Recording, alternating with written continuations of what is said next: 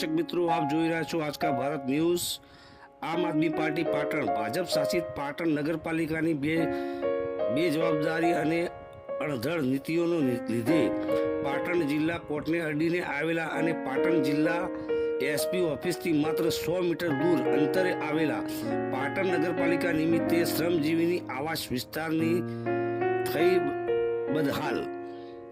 પાટણ નગરપાલિકાની ગટર શાખા, સફાઈ શાખા અને બાંધકામ શાખાની ગંભીર બેદરકારીના લીધે આ રોડ સફાઈ અને ગટરને લગતા પ્રશ્નો વિકટ બનતા સ્થાનિકોને આ વિસ્તારમાં રહેવું મુશ્કેલ બન્યું છે। જિલ્લા કોર્ટના ઝાપેથી કર્મચારી નગર થઈ શ્રમજીવીની આવાસ ફ્લેટ સુધી મંજૂર કરાયેલ ₹10,50,000ની સીસી રોડની ગ્રાન્ટ પાટણ નગરપાલિકા દ્વારા વીજ બિલમાં ભરી દેતા આજે પણ વિસ્તાર રોડથી વંચિત છે। સ્થાનિકોને કાદવ કીચડ અને ગટરના રેલાતા પાણીમાંથી પસાર થવા મજબૂર બનવું પડ્યું છે।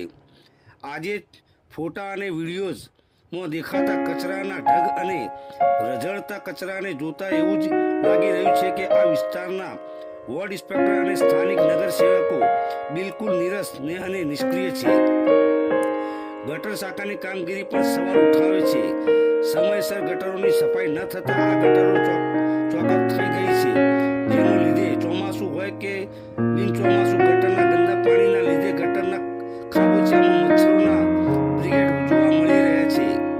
ત્યારે આમ આદમી પાર્ટી વતી પાટણ નગરપાલિકા સમક્ષ માંગ કરવામાં આવે છે કે આ વિસ્તારમાં ત્વરિત દવાનો છંટકાવ કરવામાં આવે અને ગટર સફાઈ અને રોડના પ્રશ્નો ઉકેલવામાં આવે।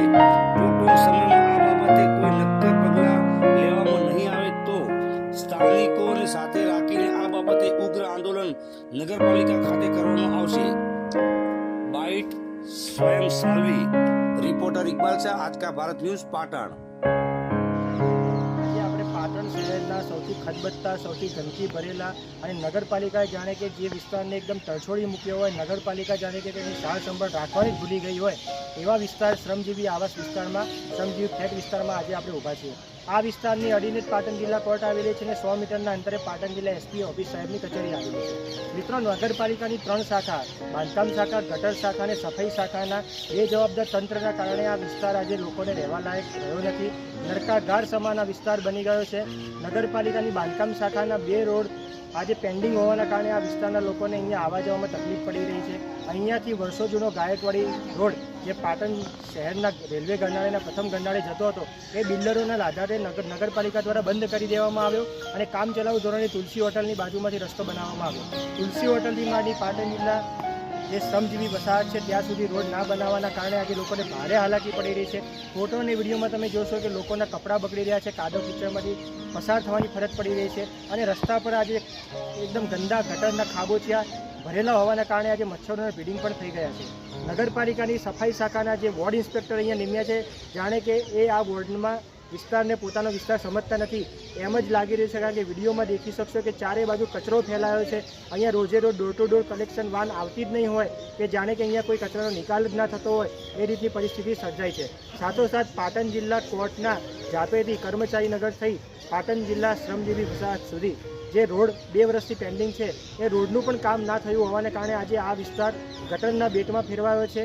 ત્યારે નગરપાલિકાના બે જવાબદાર તંત્રને વિનંતી કરીએ છીએ, વારંવાર અહીંયાના ગટરની જે કેનાલો છે એની સાફ સફાઈ કરવા માટે નગરપાલિકાને રજૂઆત કરી હતી। નગરપાલિકાએ આ રજૂઆતને માન્ય ના રાખી ત્યારે આજે આ વિસ્તારની નગરપાલિકાની ગટરો મોટાભાગની ચોકઅપ થઈ ગઈ છે, પૂરાઈ ગઈ છે, જેના કારણે આજે તમે દેખી શકશો કે ચારે બાજુ આ વરસાદી પાણીની સાથોસાથ ગટરના પાણી પણ ભેવાઈ ગયા છે અને મચ્છરોના ભેડિંગામાં થઈ ગયા છે।